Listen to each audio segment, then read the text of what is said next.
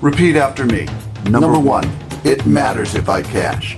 When I cash today, I can play tomorrow and probably the next day if I want to. Number two, it matters where I cash. It's important to me to finish higher than a normal player would in my situation. I have the ability to ladder up all the way to second place with the shortest stack in any tournament.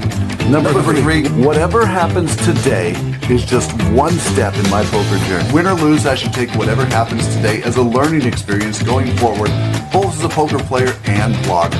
My win today will allow me to win in the World Series of Poker starting next week. Regardless of my current subscribers and views, if focus is on making quality content and having tournament success, everything will work out in the end. Today is day 2 of a 299-person, $1,100 buy-in Poker Atlas tournament at Thunder Valley Casino in Northern California, and I'm mired short in 21st out of 30 that advanced. I've got a pretty obscure video of how I got here in day 1, which includes a Kings vs. Kings hand, a late visit from casino security, and a poker appearance by Boys to Men that you might want to watch, linked in the description below. Let's see how long I can compete, survive, and advance. That's Anthony Pereira, and he played into the wee hours of the morning last night in Flight B. Geez, I hope he got a room because he lives over 2 hours away. He's starting the day in 5th place with 3 times my stack, and he's on my left. I knocked him out of a smaller tournament a couple days ago, and today is his chance to exact revenge. Good luck to me, I guess. I had an early, reasonably risky strategy to pick a couple spots to saddle up and shove a couple times early, regardless of my cards, to keep a stack with some bluff equity. In the 18 years I've been playing poker, Mr. Creepy has never lost a hand when all his opponents have folded. I see what I hope is a bluff from the cutoff, and I go hidey-ho, and fortunately, take it down. I take a shot in the following blind versus blind hand, and fortunately, Anthony ends up with a double down hand for a different game. Then, on the button, I shove with any ace and increase from 193 to 223K early. The yin of tournament poker is, by the first break, 10 of those 30 people who had originally made day 2 had busted out, and I chipped up a little and secured myself a higher payday.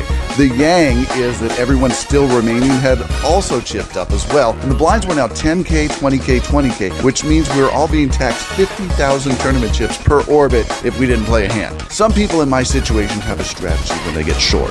They gamble with more marginal hands. If they lose, the tournament's over just a little quicker than normal. If they win that marginal hand, then they actually may have a chance to go on a run and win the whole tournament. I found myself nearly in last, and I went back to the strategy of tanking, taking every available moment allowed by the rules before I acted on my turn. Essentially, I slowed the game way down for my table and hoped that people gambling from the other tables would bust out in the meantime. Why?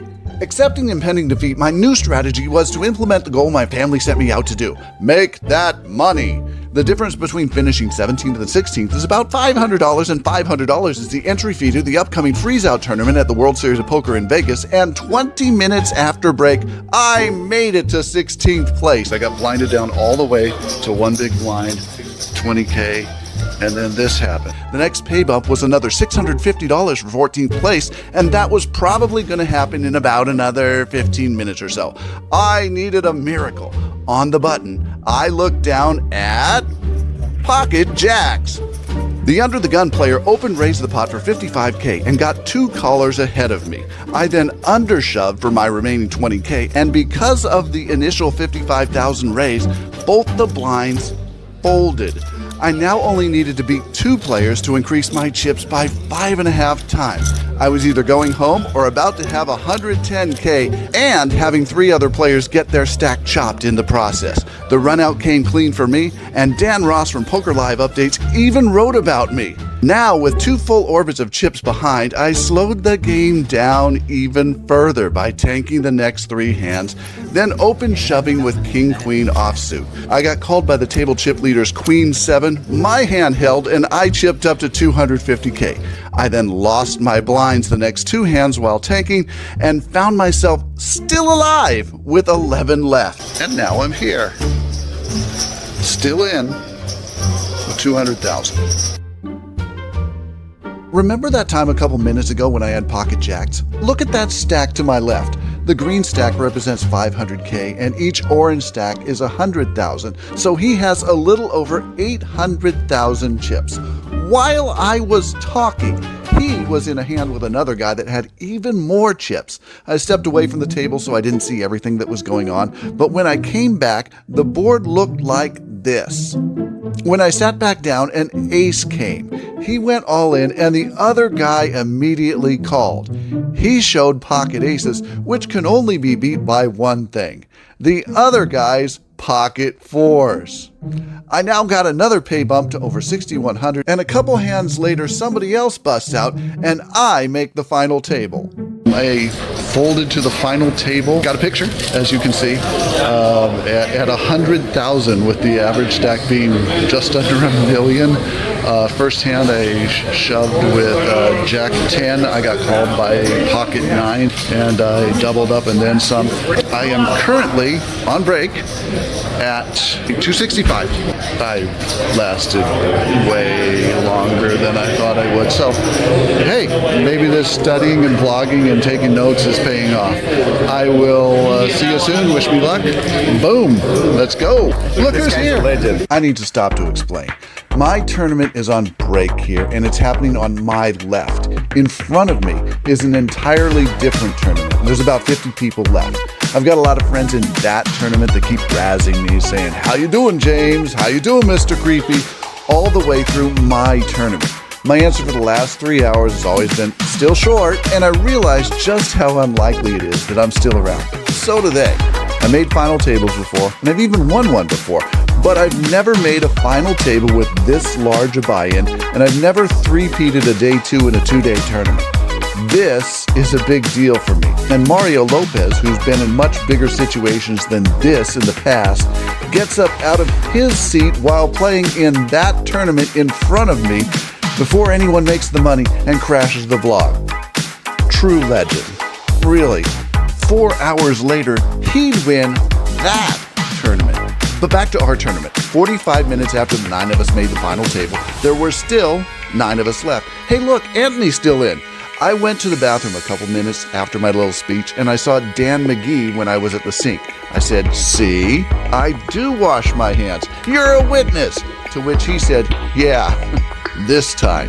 I'm still short, and after the break, the blinds were going to be 15, 30, 30 for a 75K orbit cost. Looking back, I could have lasted about another hour and maybe laddered up, but nobody else was making any risky moves. So I decided to do it first. I open raised for 130K with Queen Jack off, which was half my stack, and one of the larger stacks called me. Then Anthony went all in. I figured if by chance the larger stack beat Anthony, I would then ladder up another spot and pocket an extra $1,500 cash with no risk. I chose to fold. The larger stack called Anthony's pocket 9s with pocket deuces.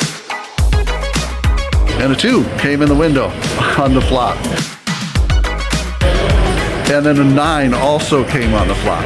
So the guy that had whatever that was, 400,000, he doubled up plus me to like $1 million chips. Then I had 135. He said, "All right, next time I get anything, I'm gonna make a move." So I got ace 4 offsuit, and I bet half my stack. I bet 65, blinds being what, 15, 30 back there. Guy after me who had me covered by a lot, as everyone does. He probably had 700,000 or 800,000. He bet 150, which puts me all in if I'm going to call. I'm not folding that. He had ace queen, as you see. I had ace 4. We both got an ace. I didn't get a 4, and now I'm here.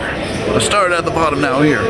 Good run. I was in last place like the entire day. I've never had more than 335,000 chips in the entire day.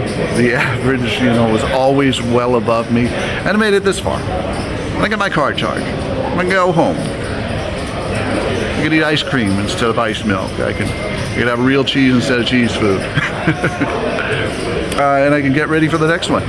This is all practice leading up to the World Series of Poker, which is happening in under 2 weeks. Wow. And maybe I could afford to play the main event this year. I satellited in last year. Maybe I could afford to buy in this year. We'll see. Had a lot of fun. Learned a lot of stuff. Hope you learned a lot of stuff. How to play with 2 or 3 big blinds for 3 hours.